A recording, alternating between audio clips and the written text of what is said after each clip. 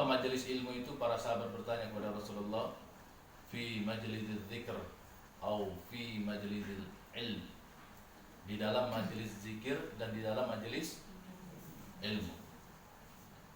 Makanya tadi, dan saya juga sudah tahu, karena di dalam majelis Asmaul Husna ini yang dikirim Bunda Ana senantiasa diawali dengan zikir Asmaul Husna dan ditambah lagi dengan salawat kepada Nabi Muhammad SAW, dan kesemuanya itu adalah merupakan nilai ibadah yang tertinggi di sisi Allah Subhanahu wa taala setelah perkara fardu. Itu ya. Karena berzikir menyebut nama Allah itu perkara tertinggi setelah melaksanakan fardu. Apalagi perkara melaksanakan salawat kepada Nabi Muhammad SAW. Zikir salawat ini tidak bisa dipisahkan. Karena kaifiatnya, faedahnya itu hanya Allah yang tahu. Gitu kan? Hanya Allah yang tahu. Kalau Allah yang tahu, jadi suka-suka Allah mau kasih apa kepada orang yang suka menyebut nama Allah Subhanahu wa taala. Apalagi ini kalau didawamkan, ya minimal setiap majelis taklim seperti ini di hari Senin ya Bun ya. Yang rada-rada lupa karena lama Bun. Itu ya. Dari Bujang. Iya.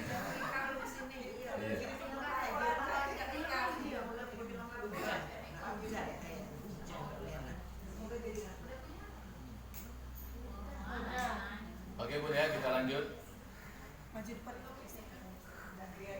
Oh iya, maju lagi ya.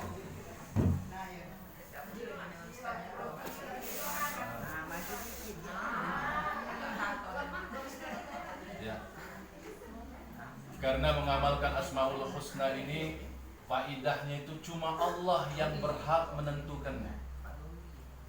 Bahkan di dalam sebuah hadis riwayat Imam Bukhari dan Muslim, Rawahul Bukhari wa Muslim, Inna lillahi salah jempol. Nah, bisa salah belum ya?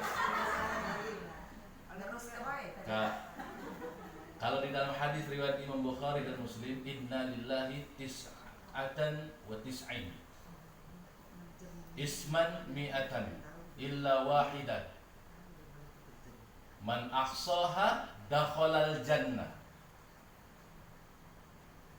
Sesungguhnya nama-nama Allah Subhanahu wa taala tis'atan wa tis'in, isman illa wahidan. Ya, ini bunyi hadisnya. Sesungguhnya nama Allah Subhanahu wa taala ada 99 yang kita ketahui. Ini baru satu hadis. Kalau di hadis lain cuma Allah yang tahu bilangan nama-nama Allah. Yang kita ketahui 99. Illa wahidan. Mi'atan illa wahidan. 100 kurang 1. Man ahsaha dakhalal jannah. Barang siapa yang menghafalnya, maka namanya sudah tercatat di dalam surganya Allah Subhanahu wa taala. Barang siapa yang menghafalnya lalu mengamalkannya, dakhalal jannah. Ini Rasulullah yang ngomong, bukan saya. Riwayat Imam Bukhari dan Muslim. Saking saya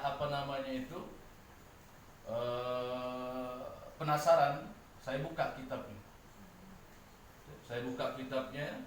Riwayat Imam Bukhari dan Muslim, rupanya ada hadis ini.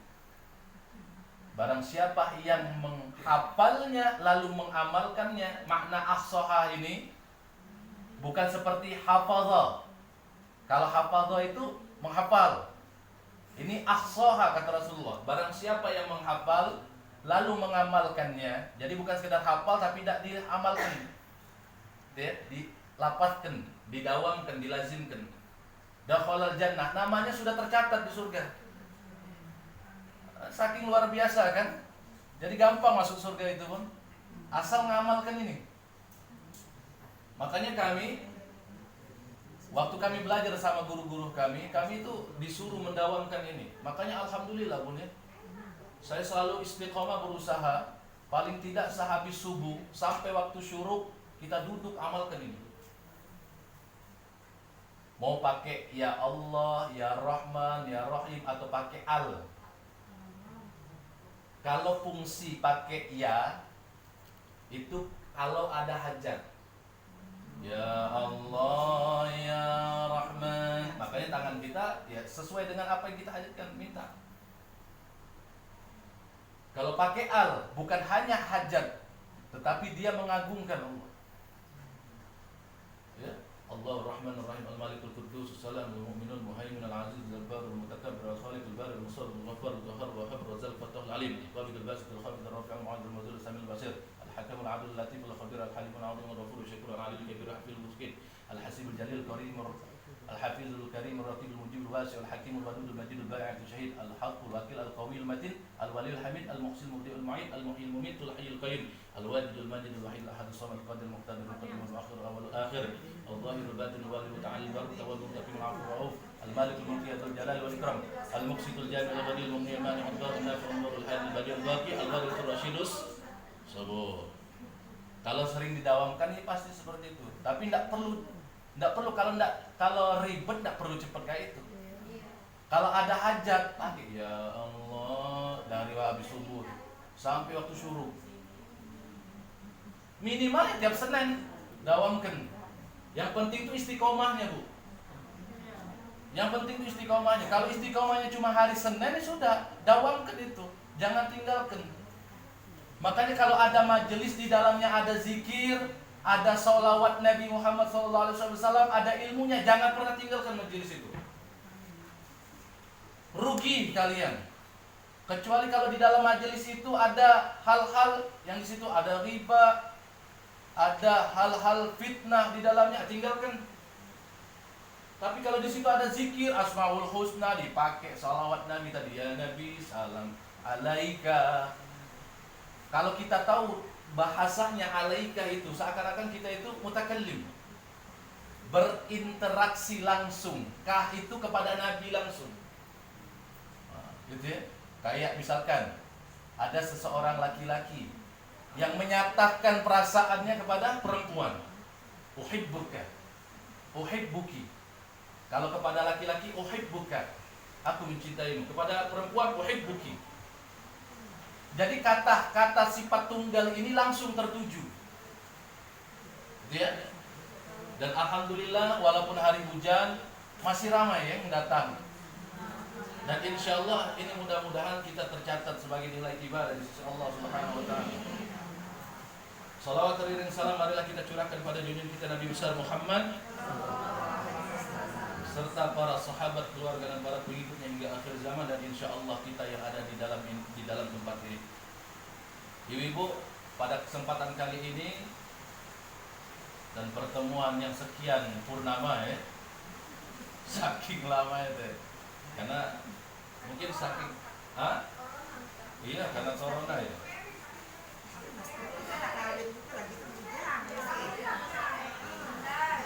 Saya dalam kesempatan ini membawa kitab yang akan saya bahas di dalam kesempatan kali ini. Tapi saya memilih judulnya. Ya, di dalam kitab ini saya memilih judulnya.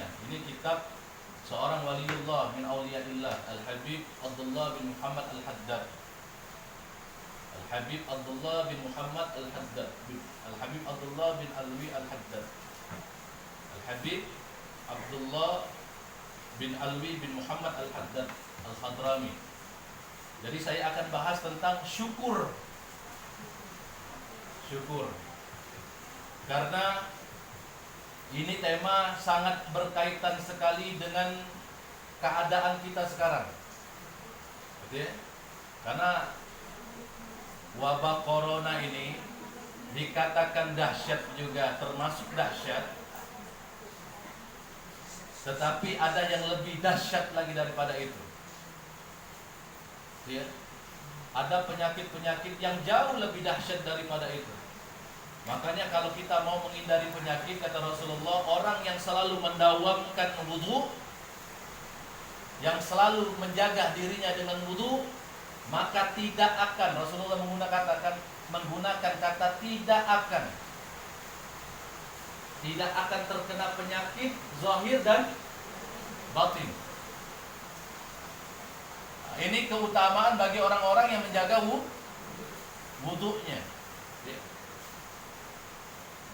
Di dalam kitab ini beliau mengatakan wa 'alaika bisyukri lillahi 'ala man 'amallahu bihi 'alaika wa ma bika min ni'matin fi zahirika wa batinika wa dinika wa dunyaka illa wa hiya min Allah.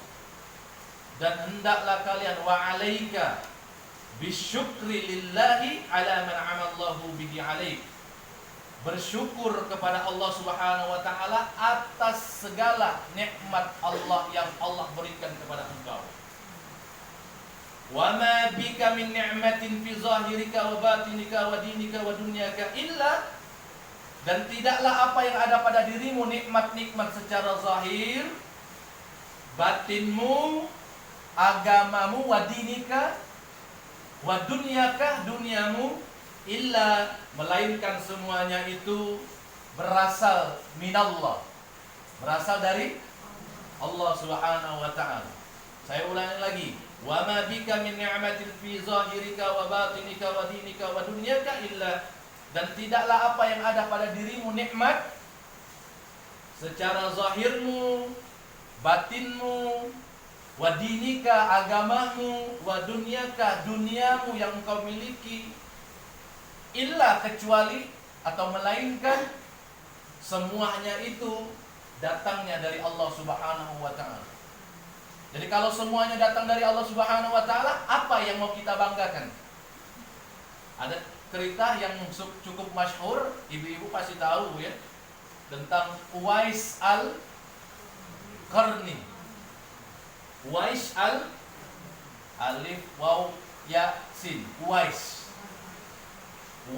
al-Qarni. Nama beliau tuh Uwais. Al-Qarni itu qarn, tempat kabilah, sebuah desa yang ada di Makkah, gitu ya. Beliau, ibu, saking disebut dengan ahlus syukur, orang yang pandai bersyukur, gitu ya.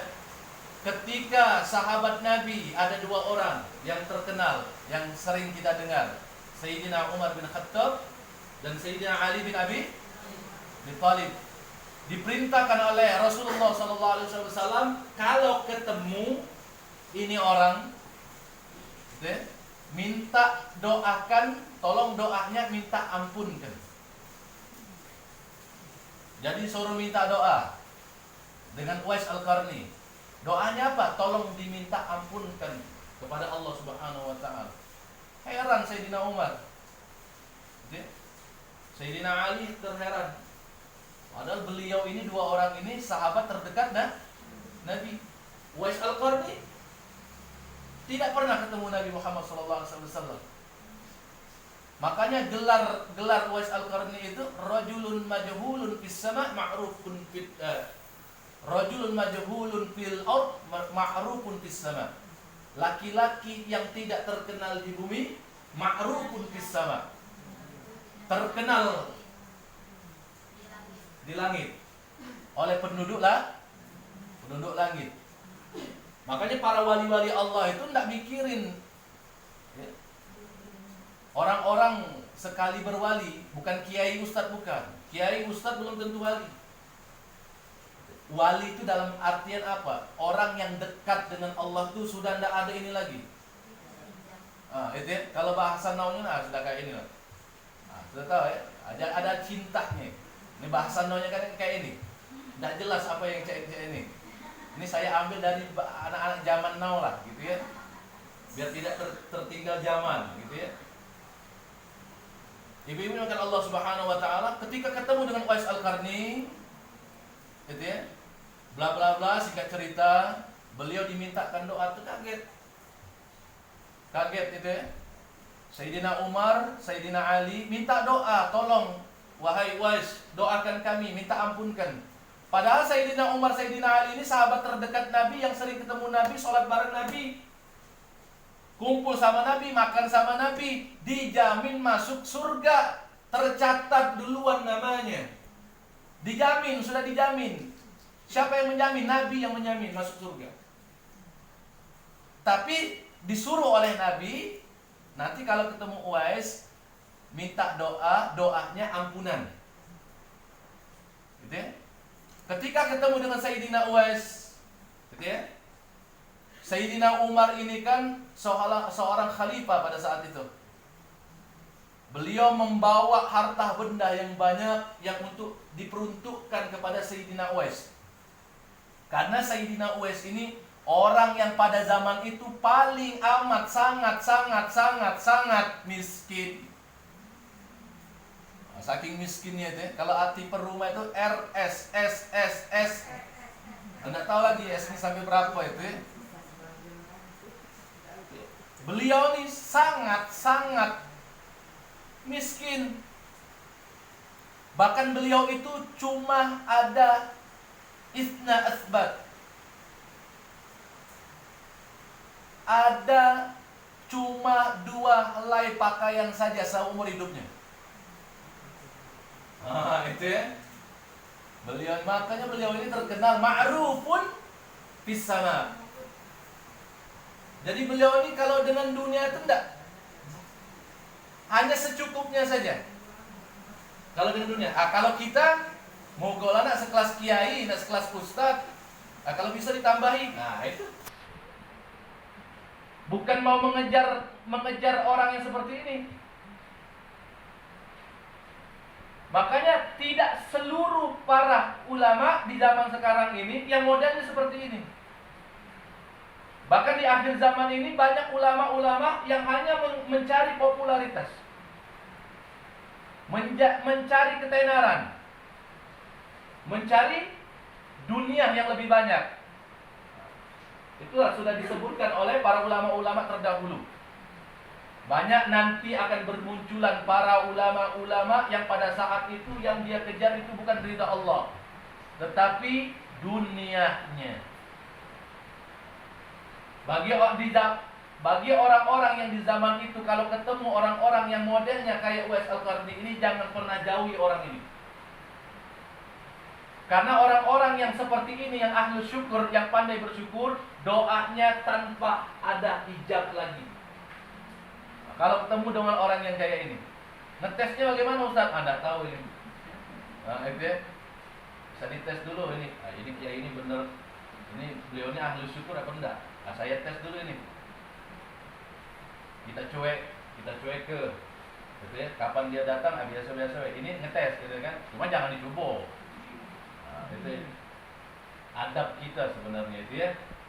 Ibu-ibu kalau Allah Subhanahu wa taala, yang lebih kagetnya apa? Ketika Sayyidina Umar mau memberikan harta bawaannya untuk Uwais Al-Qarni. Kaget Uwais Al-Qarni, ini untuk apa?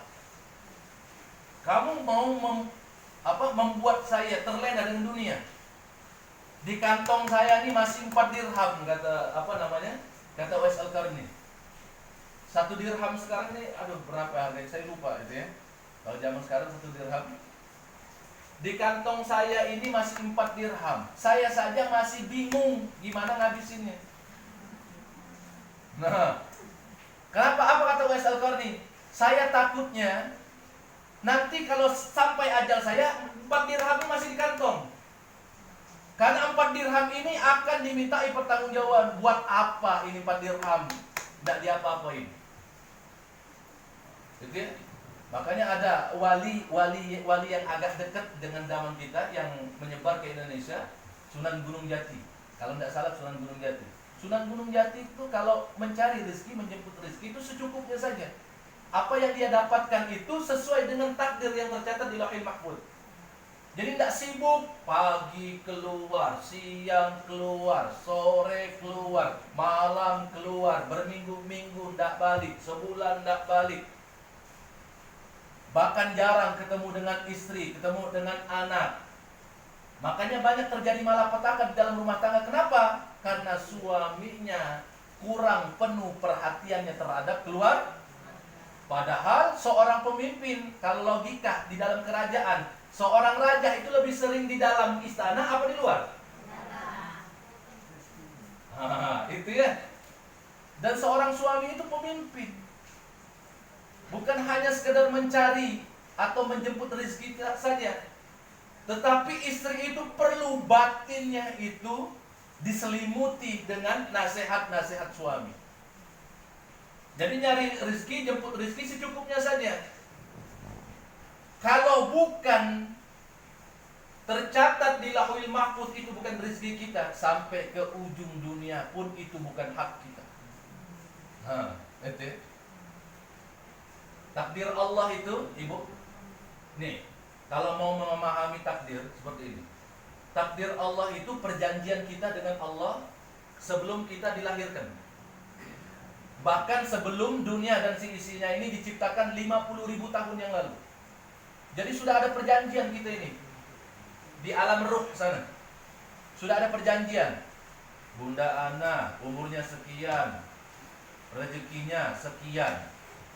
Tidak bisa diganggu gugat lagi, tidak bisa digonta-ganti. Nilainya kayak itu. Nah, kita ini tugasnya nyari sesuai dengan pilihan kita. Mau baik kah, mau buruk kah? Mau halal kah, mau haram kah? Kalau halal, insya Allah dapat barokahnya. Kalau barokah, pasti cukup. Walaupun nominalnya di situ, misal selama hidup dari lahir, mulai lahir, setelah perjanjian itu sampai meninggal dunia, Bunda Ana gitu ya, tercatat 10 miliar misal. Tidak tahu duit itu bentuknya 10 miliar itu ya. 10 miliar Bunda buat pesantren. Itu ya. Jangan disia-siakan duit yang kayak itu. Pahala jari ya. Ini nominal, kuantiti, hitungan, tidak bisa diganggu-gugat lagi. Tapi tugas kita cari kualitasnya. Innallaha yughayyiru ma biqaumin hatta yughayyiru ma bi anfusihim. Sesungguhnya Allah Subhanahu wa taala tidak akan mengubah nasib seseorang sampai dirinya mengubahnya dengan kebaikannya. Bahkan di dalam ayat Al-Qur'an, dzalika bi annallaha lam yakum mughayyiran ni'matan an'ama 'ala qaumin hatta yughayyiru ma bi anfusihim. Dan tidaklah nikmat Allah Subhanahu wa taala sesungguhnya tidak diberlakukan perubahan oleh Allah Subhanahu wa taala sampai kita sendiri yang menentukannya.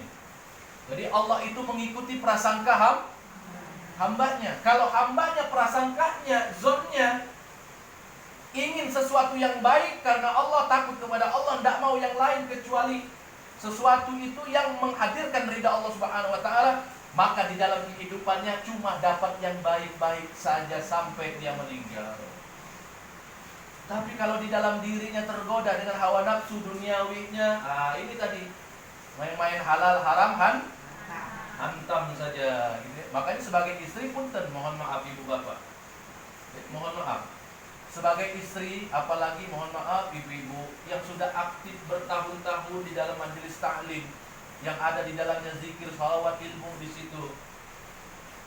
Jangan sekedar menadah tangan saja kepada suami tatkala suami memberikan nafkahnya kepada kita. Tanya, is'al ilaih, tanyakan kepada suami, ini gimana, halal atau enggak? Ustaz takut kan digaplok, didapat. Tidak usah takut, makanya tanya dengan baik. Mohon maaf, wahai kekasihku. Kayak itu. Tidak apa-apa, yang tua-tua perempuan juga tidak masalah. Wahai kekasihku, harta yang kamu kasihkan ini halal atau tidak? Kalau halal, insya Allah hidup rumah tangga kita ini kekal abadi sampai ke jannah. Kalau haram, wah saya mohon maaf, saya menolak. Tapi kalau yang dikasih 10 juta ya tidak apa-apa. Itu ya. Ditanya, jangan asal langsung main ambil. Yang penting dia kasih nafkah saya. Yang penting nominalnya banyak, gitu ya. Bisa beli ini itu, bisa shopping dan lain sebagainya. Boleh mau beli ini, beli itu, shopping kemana kemari silakan. Tidak ada yang larang. Yang penting ingat waktu. Istri saya juga. Wah, ini kan beda bahasanya ya. Lain ceritanya. Ceritanya lain sekarang. Istri saya juga kalau mau kemana-mana sama temennya, gitu ya, izin, Bu ya. Ini mau ini boleh enggak?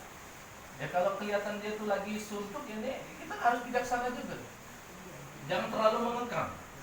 Yang penting sesuai dengan janji. Kalau saya pantang dilanggar janji, saya tanya, mau pulang jam berapa nanti? Jam sekian. Asal jangan kemalaman, gitu ya. Sudah janji jam 4 sore balik, habis asar balik. Gitu ya. Yang penting izin dulu. Izinnya itu di depan mukanya suami. Atau kalau suaminya enggak ada, nelpon. Sekarang kan lagi musim WhatsApp gitu ya, video call. Ayang beb, gitu ya. Ini nak pergi dulu, boleh enggak gitu ya. Atau sekalipun pergi ngaji pun, pergi ke majelis, enggak ada izin. Nah, ini gimana ini? Pergi ke majelis enggak ada izin. Gitu ya.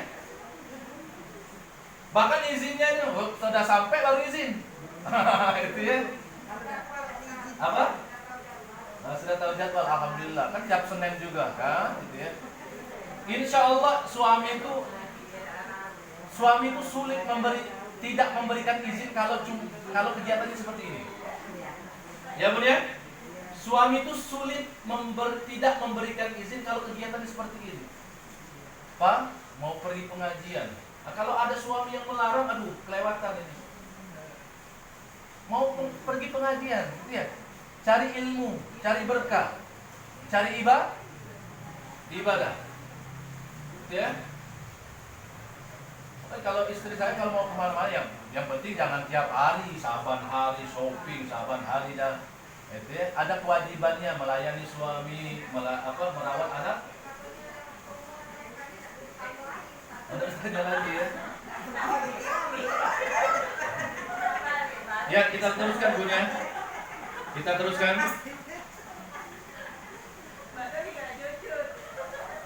Wa ma bikum. Allah Subhanahu wa taala berfirman di dalam surah An-Nahl.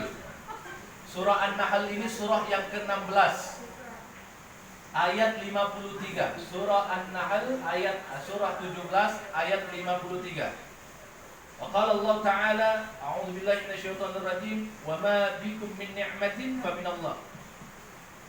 Dan apa-apa yang Allah berikan kepada kalian berupa nikmat dari Allah Subhanahu wa taala. Semuanya nikmat dari Allah Subhanahu wa taala. Zahir kita, batin kita. Makanya mohon maaf, Bunda. Silakan kita mengeluh dengan keadaan hidup kita, kesusahan dari segi ekonomi kita. Silakan mengeluh. Asal dengan syarat kita bisa menghitung satu saja nikmat dari Allah. Jadi ya, silakan kita mengeluh, asal dengan syarat kita mampu menghitung satu nikmat Allah. Tapi ingat, Allah sudah nyatakan di dalam surah yang sama, surah An-Nahl ayat ke-18. Yang ayat sebelumnya, wa in ta'uddu ni'matallahi la tuhsuha. Sungguh kalau kalian mencoba-coba menghitung nikmat Allah Subhanahu wa taala, la tuhsuha, tidak akan mungkin bisa kalian menghitungnya. Tidak akan mungkin. Jadi kalau mau mengeluh syaratnya itu dulu. Artinya apa begini Ibu? Napas sudah Allah kasih gratis. Coba kalau tidak ada napas, Allah tutup saja satu lubang hidung kalian. Bisa tidak kira-kira napas dengan lega? Nah, dengan masker bela sudah ngap-ngap gitu ya. Gitu ya. Nutup masker saja sudah ngap-ngap. Apalagi Allah tarik nikmatnya satu lubang saja. Atau mata kita, penglihatan kita, pendengaran kita dijadikan Allah buta, tuli. Gimana rasanya? Mau mengeluh silakan, tapi syaratnya itu tadi, silakan hitung nikmat-nikmat. Betul ya? Makanya syukur ini bukan hanya sekedar dilapaskan dengan lisan, alhamdulillah, terima kasih ya Allah, tapi perlu dibuktikan dengan pengamalan. Actionnya itu harus ada. Ketika Allah hantam dengan ujian gimana? Ketika Allah hantam dengan musibah, bagaimana sikapnya? Orang yang ahlus syukur, ahli